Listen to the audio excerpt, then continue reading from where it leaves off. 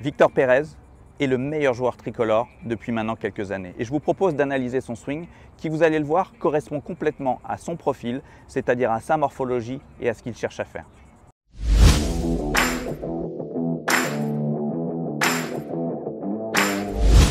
Les premiers points qui m'intéressent chez Victor, ce sont ses basiques, à savoir son grip et sa posture. Et si on observe son grip, on voit que son grip est parfaitement neutre, que ce soit la main gauche ou la main droite. C'est un grip qui va être sans compensation et que j'adore. En ce qui concerne sa posture, on va commencer de face, et de face, on voit que sa balle est parfaitement placée à l'intérieur du pied gauche et que pareil, dans sa posture, tout est absolument idéal, principalement avec un driver, on voit des épaules légèrement vers le ciel qui vont forcément l'impacter, en tout cas l'aider à avoir un angle d'attaque plus remontant. Donc c'est tout à fait idéal. De profil, là aussi, on voit que sa posture est parfaite, très légèrement penché en avant et très légèrement déverrouillé au niveau des genoux.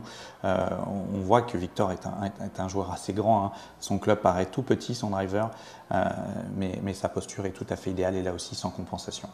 Si on regarde son mouvement, ce que je vous propose, c'est d'aller immédiatement en haut du backswing. Ces swings ont été pris au PGA Championship à Oak Hill au mois de mai. Un tournoi où il a absolument performé tout au long de la semaine. Donc c'est intéressant d'avoir son swing à un moment de la saison où il est extrêmement performant.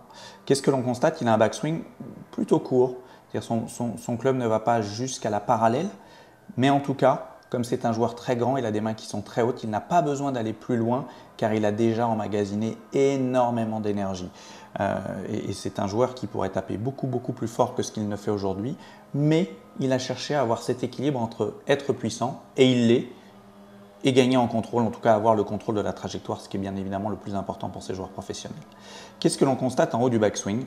On constate avant tout que Victor est un joueur qui tourne très peu le bas du corps. Vous allez voir si je reviens ici sur cette image de profil, au trou numéro 1 à Oak Hill, qu'est-ce qu'on constate? On constate un bassin, on le voit très bien, que ce soit la boucle de sa ceinture ou même sa poche arrière, son bassin tourne très peu. Il a même tendance à avancer légèrement vers la balle. Je ne vous conseille pas d'essayer d'avoir le bassin qui avance vers la balle. Mais Victor fait ça parce que, comme je me répète, comme c'est quelqu'un qui est très grand, qui a beaucoup de puissance, il cherche à réduire la taille de son backswing par le fait de ne pas avoir trop de rotation et en ce qui concerne pas trop de rotation au niveau du bas du corps. Il y a une position que j'adore en haut du backswing chez Victor, c'est la position de son club. Un club qui, le terme que l'on emploie souvent est lead-off, c'est-à-dire il pointe à gauche, je dirais de la ligne de jeu, de la ligne de ses pieds. Et ce club qui pointe à gauche pourrait paraître visuellement dans une position un peu spéciale, pas forcément très bonne. Et bien pourtant, c'est une position que j'adore. Pourquoi? Tout simplement parce qu'il positionne son club déjà pour qu'il revienne dans une position idéale au retour, une position qu'on appelle un peu plus à plat et plus de l'intérieur. Et si on regarde ici la position de son club, elle est absolument parfaite à Victor. Et c'est dans cette position-là, il aura en plus la capacité de faire, je dirais, les deux trajectoires, que ce soit un fade ou un draw sans aucun problème, car là aussi, il est très neutre dans cette position-là. Ce que j'adore dans cette position, donc de profil, j'adore la position de son shaft, pour faire très simple, un shaft qui va pointer très légèrement au-dessus de la balle, ce qui est très bien avec un driver, car on doit avoir un plan de club un tout petit peu plus plat. Et ce que j'adore observer, ici de face, c'est qu'il a un coup de droit sous le coup de gauche. Et ça, je vous encourage toutes et tous qui m'écoutez aujourd'hui à chercher à avoir dans cette position-là un coup de droit qui va être sous le coup de gauche. Ça vous aidera à ramener le club, votre driver, dans le bon plan. Donc c'est vraiment un point extrêmement important. Si on continue, là on constate que Victor, au moment d'impact, libère complètement son club et ça j'adore. C'était au trou numéro 1 donc de Oak Hill qui est un dogleg gauche, il fallait qu'il fasse un draw et on voit à quel point ici il a libéré ses mains, libéré son club pour faire, on le voit très bien avec la balle, un draw absolument magnifique.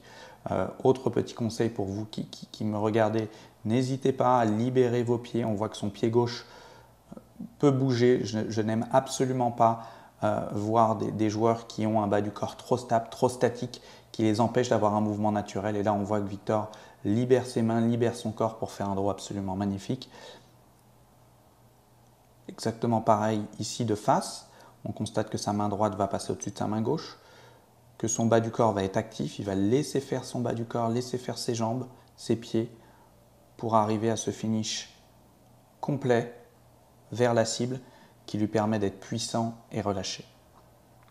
Donc pour faire simple, Victor Pérez déjà a des bases qui sont hyper saines, très neutres, que ce soit le grip ou la posture. Étant donné qu'il est très grand et qu'il veut contrôler la trajectoire de sa balle, il a réduit son backswing par une rotation du bassin limitée. Mais néanmoins, la position de son club là-haut est absolument parfaite. Le fait qu'il pointe légèrement à gauche, qui lui permet de ramener le club parfaitement dans le bon chemin et dans le bon plan très rapidement en retour. Et à partir d'ici, son club est tellement bien placé qu'il a la capacité de pouvoir faire les deux trajectoires, soit un fade, soit un draw, en laissant actif son bas du corps. Il ne garde pas les deux pieds au sol volontairement, il ne verrouille pas son bas du corps, il le laisse faire, ainsi que l'action des mains pour avoir le plus de naturel possible au moment d'impact. Et juste pour finir sur ce point-là qui me paraît extrêmement important, pourquoi est-ce que Victor a cette capacité de laisser faire les choses de manière naturelle à l'impact, c'est-à-dire d'avoir une action des mains assez importante par exemple? Tout simplement car grâce à son grip parfait, parfaitement neutre, il peut laisser faire les mains et il est sûr grâce à ce grip que sa face de club va revenir extrêmement souvent très square à l'impact et il aura une trajectoire très droite. Vous l'avez compris dans cette analyse, plusieurs points sont à retenir. Premièrement, il a des bases extrêmement solides, un grip parfait, une posture idéale qui correspond à sa morphologie. C'est la première des choses. Et ça, pour vous qui me regardez, c'est super important que vos bases soient absolument parfaites, que ce soit votre grip ou votre posture, pour qu'il n'y ait pas de compensation dans votre mouvement. Ça, c'est en numéro 1. En numéro 2, Victor a fait en fonction de sa morphologie, de sa taille, et il cherche, comme vous l'avez compris, à maîtriser sa trajectoire. C'est pour cela qu'il s'est contraint un petit peu, avec peu de rotation du bassin, avec un club assez court, déjà positionné pour qu'il soit plus à plat au retour. Et à partir d'ici, on le voit qu'il va tout de suite replacer le club et que grâce à cette position absolument parfaite de son manche, de son shaft, il pourra jouer dans les deux trajectoires, que ce soit en draw ou en fade. Donc les points que je souhaite que vous reteniez suite à cette analyse: 1. Ayez des bases solides qui seront communes à tout le monde.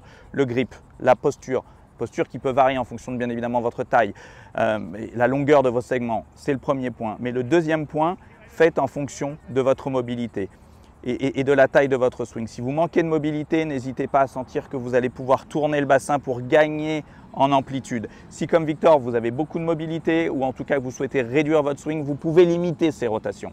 Mais en tout cas, faites en fonction de votre physique. Vous savez très bien si vous êtes souple ou pas.